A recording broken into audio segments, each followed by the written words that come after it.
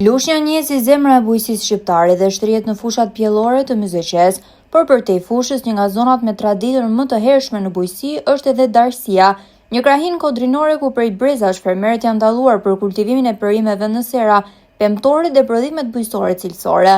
Para viteve 90, kjo zonë ishte plotësisht e bonifikuar, një rrjet i tërë kanalesh vadice, rezervuaresh dhe pompash me presion të lartë, të cilën sigurojnë ujë për mijëra hektar tokë bujqësore. Sistemi i vaditjes funksiononte rregullisht duke bërë të mundur që çdo parcel të mbillej dhe të prodhonte gjatë gjithë sezonit. Sot, pas më shumë se 3 dekadash, realiteti është krejt ndryshe. Kanalet nuk ekzistojnë më, rezervuar jashtë funksionit dhe pompat të ndërtuara në ato vite të shkatruara janë panorama që shoqëron prej vitesh fermerët e Darësisë.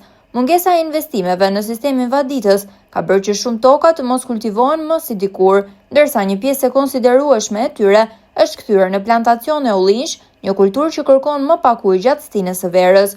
Megjithatë, fermerët nuk janë dorëzuar, me mundësitë e tyre ata kanë hapur puse, kanë instaluar pompa mekanike dhe kanë ndërtuar sisteme individuale vaditjeje për të mbajtur në prodhim serat, pemishtet dhe ullishtet. Janë investime të bëra me forcën e tyre, vetëm që toka të mos mbetet djerë. Banorët e zonës thonë se prej më shumë se 30 vitesh nuk është realizuar asnjë investim madhor për rikthimin e sistemit të vaditjes.